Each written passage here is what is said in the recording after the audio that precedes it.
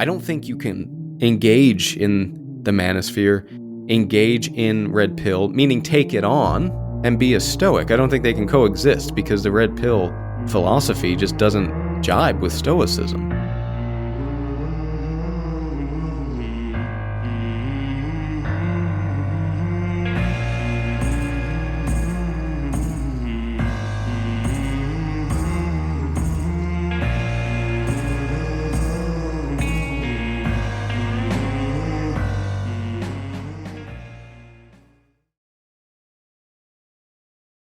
Recently, I had Tim Ash on the show, episode 382.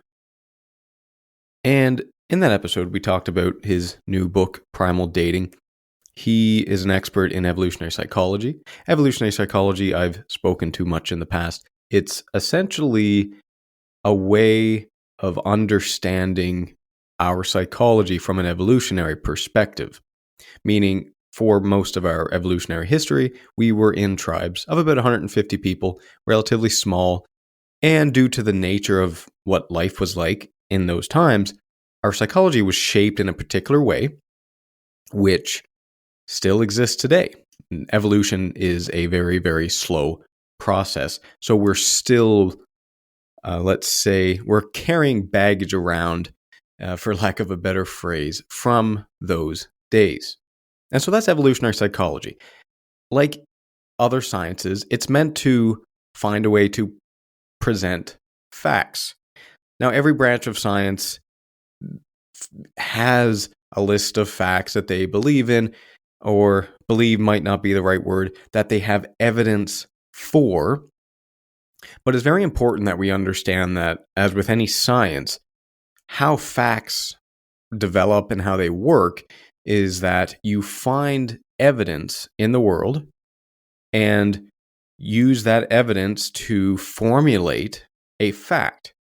And so facts can always, well, maybe not always, but facts can change as our understanding develops. However, right now, the facts of evolutionary psychology that I'm going to discuss today do have overwhelming evidence. Now, you also may have heard the term red pill or the manosphere. Now, what the red pill manosphere does is they take the facts of evolutionary psychology, which are just facts, and they add on a value to it. And I would even say that they weaponize it. And so it's very important that we understand that fact-value distinction here, meaning facts are just facts. You can do whatever you want with a fact. It's us that place value on the fact. To give a very simple example, death is a fact, meaning you will die someday. Now, I did an episode a little while back on the potential of immortality, so check that out if you're interested. But for now, the fact that you will die is true. There's no value on that fact right now. We can, as human beings, add value to that, meaning we could say death is bad, and then we spend our whole lives being afraid of it, and we make ourselves cowards because we're afraid of it. We could also go the other way. We could say death is good, and then we become serial killers or mass murderers. That might not be so good either. Or we can do as the Stoics say, and we say death is indifferent. So we place value on facts is the point. Now, red pill, what they do, and I don't think that they understand, they're not wise enough to understand the difference here. They take the facts of evolutionary psychology and they add value on top of that, and then they weaponize it. And it's very important that you understand the differences here. So what I'm going to do today is I'm going to go through a number of the evolutionary psychology facts. I'm going to explain what it is, and I'm going to add on the red pill framing so that we can understand exactly how they're weaponizing this and how you might want to be cautious in engaging in this framework. And then I'm going to, on top of that, add some Stoic framing, how a Stoic might think about these facts. Because a Stoic, of course, aligns themselves with facts, meaning they don't ignore them. They learn them. They try and understand them. The Stoics try and understand the world. But remember that the Stoics have a very, very thorough, robust framework, and that is that virtue is the only good. That's the framework of the Stoics in any situation. And you're going to see some overlap here. But the point being that virtue is the only good. So we have to be wise, just, temperate, and courageous in how we act and how we interact with other people, particularly in romantic relationships. So let's get into some of these quote, quote, facts, the red pill framing and the Stoic framing. Number one, evolutionary psychology states that there are sex differences in mate preferences, meaning men tend to prize youth and attractiveness in women. Men tend to value younger women that are attractive, physically attractive. On the other hand, women tend to value status and security. So, those are the facts that if you look cross-culturally, and they've done studies, of course, on this, they know that across cultures, men tend to gravitate towards young, attractive women. Women tend to value status and security. People with good jobs, good careers, wealth, and so on. So those are the facts. The red pill framing, first they say, well, there's an insight here, and the insight is, if you are a man, you should work on status, fitness, and security if you want to become attractive. So that is the value added. That is the insight. But the weaponization of this is they say that because of this hypergamy, which is that women prize status and security, because of hypergamy, women are opportunistic gold diggers.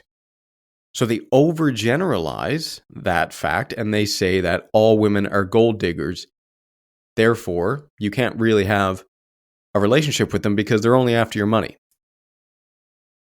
The Stoic framing here, of course, they would recognize and accept that fact that, yeah, preferences exist. We see that all over the place. But character is what makes a relationship just. So you can be a young man dating an older woman and have a great relationship. That's what the Stoics say. A wise person seeks a partner with virtue, not just external traits. So even though the Stoics would agree and accept that, yeah, men tend to want young, attractive women, ultimately, character is what matters. And you shouldn't just be looking at someone's external traits, but rather who they are as a person. Fact number 2, parental investment shapes choosiness. This goes back to pregnancy. Women are more selective on men because they have to carry a baby for 9 months. That's a huge investment. Men are more open and easier with women because they don't have to invest their physical body for 9 months. That's the fact. Men are not as choosy as women. Now, the Red Pill Society will take that and they will say, well, men must prove value to be chosen. So if you want a partner as a man, you should make yourself valuable. And hey, there's nothing wrong with that. But the weaponization of this is that, well, men are more open, so there's nothing wrong with male promiscuity. And in fact, because women are more selective, women should not be promiscuous at all, and we should shame them for being so. That's the weaponization of that fact. The Stoics would say, well, whether you're man, woman, child, whatever you are, nature sets different burdens. We all have different burdens to bear. But our choices must always align with virtue. If we're in a relationship, we must restrain excess desire. If you make a promise to a person that you're married to, that you're going to stay with them, that you're going to only be with them, then you do that because that's the right thing to do. It's about acting justly towards your partners, regardless of a gender. Doesn't matter if you're a man treating a woman or a woman treating a man, you treat them with respect and you treat them justly. Fact number 3, jealousy triggers differ by sex, meaning men tend to get jealous over sexual jealousy, and women tend to get jealous over emotional jealousy.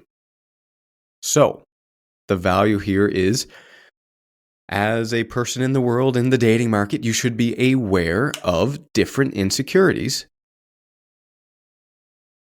The weaponization of that justifies controlling behavior, justifies distrust. So, women are emotionally jealous.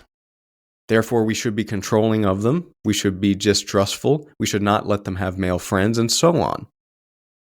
The Stoics, of course, would look at jealousy as an emotion. It's a passion to master. They would remind you that you have to focus on what's in your control, which is your fidelity, your reason, your trustworthiness. You have to be somebody that's worth trusting. You can't control what someone else does. You can be in a relationship with someone. You both make promises to each other. And at the end of the day, they go off and they do something with somebody else. And the Stoics would remind you that ultimately that's not in your control. What you can do after that happens, you can leave the person.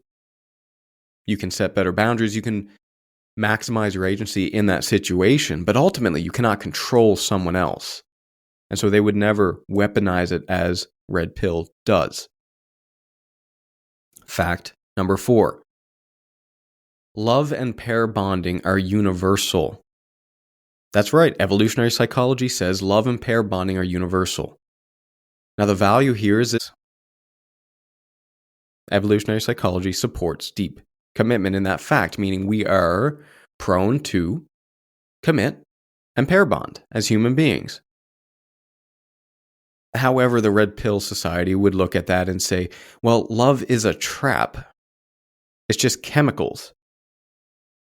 Don't get one-nightitis. Don't fall in love with one person.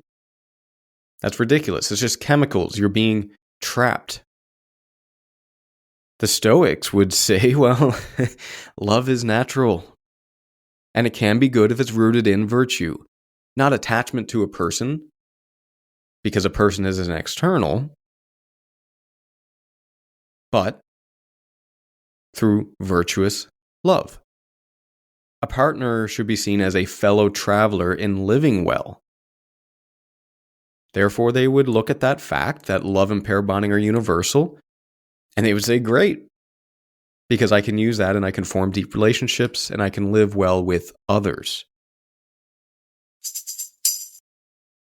Hey there.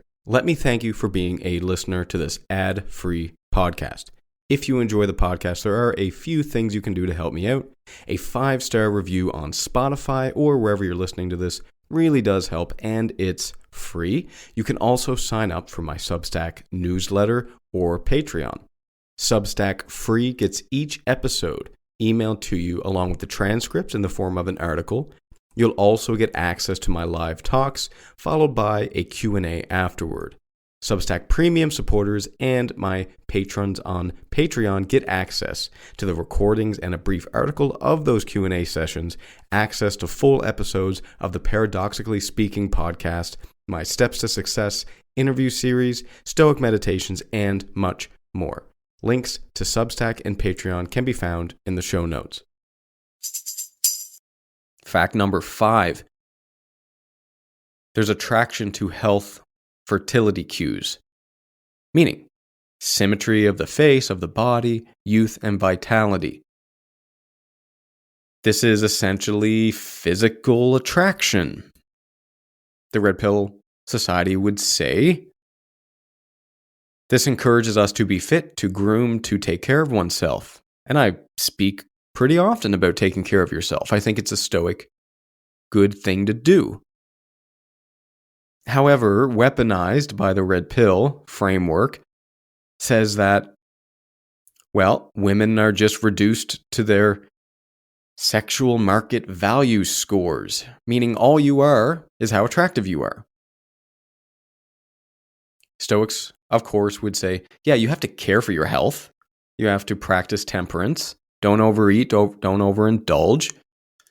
Challenge yourself physically, exercise, but don't judge others just by externals. Sure, it's a cue, but true worth is in one's character. And there are good people in all kinds of body shapes. Fact number 6, strategic pluralism, which means that there are 2 types of dating contexts, which is short-term and long-term mating. This explains why behavior shifts with environment. People act differently when they're out at a club looking for a one-night stand versus when they're on Hinge looking for a long-term relationship. However, the red pill takes that fact and they weaponize it by saying, well, don't trust women because if you're in a relationship with them, a long-term relationship with them, you can't put them and let them be free and go out and have friends because they might take advantage of a short-term mating opportunity. The Stoics would say, well, people adapt to environments, but the virtuous person commits to just and stable conduct, regardless. Meaning, if you are in a relationship with a good person, a good virtuous person, and you trust them, and one random weekend, maybe this doesn't happen all the time, but one random weekend, she says that she wants to go party with some of her friends that are coming and visiting from town, some old university friends. The red pill people would tell you that you can't allow that to happen. You can't allow that to happen. Women can't be trusted because that's opening opportunity for short-term mating. A Stoic would say, well, who is this as a person? Is this someone who's actually going to cheat on me because they go out to a bar? Because if that's the case, I probably shouldn't be with them anyway. They would accept the fact that, yes, temptations exist with everyone, but ultimately, if you trust someone, well, that's all that really matters. It's someone's character. Clearly, not everyone engages in that type of behavior. So choose your own strategy wisely, independent of other people's shifts. Fact number 7, female choice shifts with ovulation. Meaning attraction to dominance genes rises when fertile. This is very interesting that as you follow a female's ovulation cycle, there's different attractions based on where they are in the cycle. And this does explain subtle shifts in desire. However, the red pill would take this and say, well, during ovulation, your wife is going to cheat on you. So make sure during ovulation, they don't go out, they don't talk to friends, and so on. You make sure that you control them during that period. The Stoics would say, well, biological impulses exist. Of course they do. But reason rules the mind. So sure, maybe your wife might get an impulse or a desire while they're doing ovulation and they're out at the gym and they see this really attractive man lifting weights.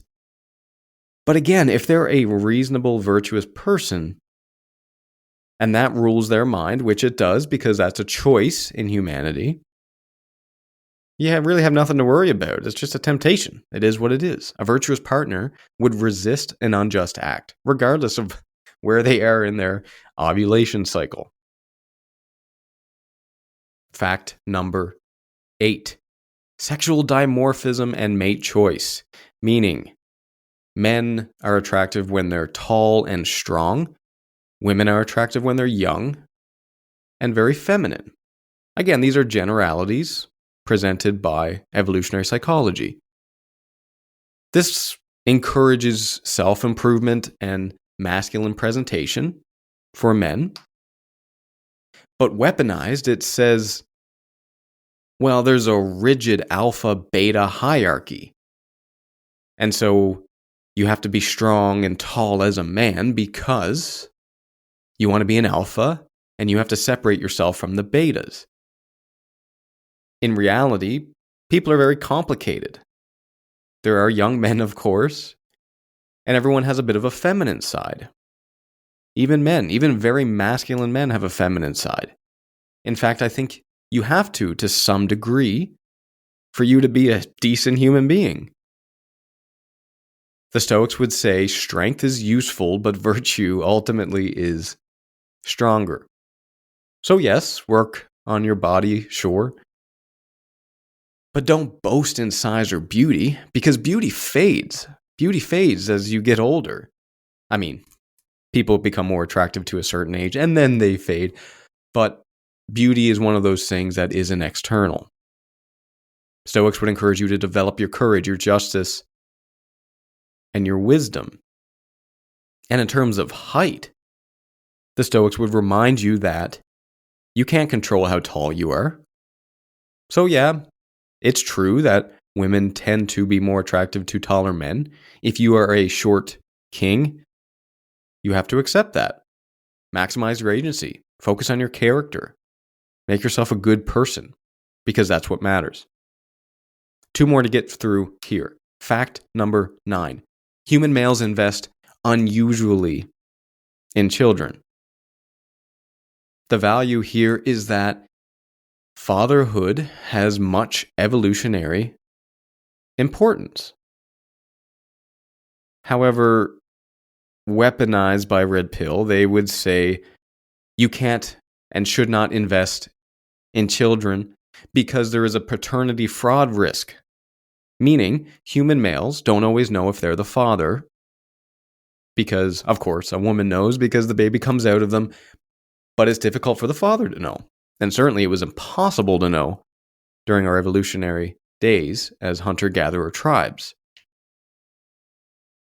The Stoics would remind you that you have a duty to your children, and that duty is sacred. You have to care for them because it is just, not because you're guaranteed anything back. The role itself is virtuous. Stepfathers are father figures. That doesn't mean they're bad people. The Red Pill Society would say you shouldn't invest in someone else's child. And I'm not here to say that you necessarily should. But as a Stoic, you have duty. And sometimes people choose to accept the duty of caring for another person's child in the form of a step-parent. And that can be something, that can be a role that you take on that you're not ready for, that you don't do very well. It could also be a truly wonderful thing. It can be, if you can take it on and manage your other roles, a very respectable thing. I have 2 step-parents, personally. Last one here. Fact number 10. Courtship rituals are universal, meaning flirtation, humor, generosity, display. Across culture, these are the things that, are part of courtship rituals. Now, the value here is that you should learn charm. You should learn humor. You should be generous. And then weaponized by the Red Pill would say, this turns dating into a manipulation, a game, because you can fake flirt, you can fake humor, you can fake generosity, and you can display things that might not actually be true. The Stoics would remind you, character is actually important, authentic character. There is a place for generosity, there is a place for humor when they're genuine, but not when they're used as tricks. So if you are being generous, being humorous for the purpose of a one-night stand, that's not a good thing. That's a trick. You're taking advantage of someone. Thus ends the 10 facts with Red Pill framing and Stoic framing. I hope this was an interesting episode for you. It helps break down how you can take a set of facts and add on so many different things on top of it. The Stoics would encourage you to look at something like Red Pill philosophy, to listen to people that talk like this, and be able to separate the fact from the value and the weaponization that groups like this are adding to this. I have studied red pill. I have studied evolutionary psychology. I understand that there is a key difference here. As a Stoic, someone with almost 400 episodes discussing Stoicism and deeply studying Stoicism, I don't think you can engage in the manosphere, engage in red pill, meaning take it on, and be a Stoic. I don't think they can coexist because the red pill philosophy just doesn't jibe with Stoicism. However, that does not mean that we shouldn't have conversations with people like this. It doesn't mean that we shouldn't discuss with them, talk with them, maybe educate them, maybe be educated ourselves. Ultimately, Stoics understand that people, all people, are brothers and sisters, and even those in the red pill community, let's call it, deserve to be heard, deserve to be spoken to, and deserve to be treated as people. However, if you are personally listening and engaging with this content, just make sure as a Stoic that you're able to separate fact from value.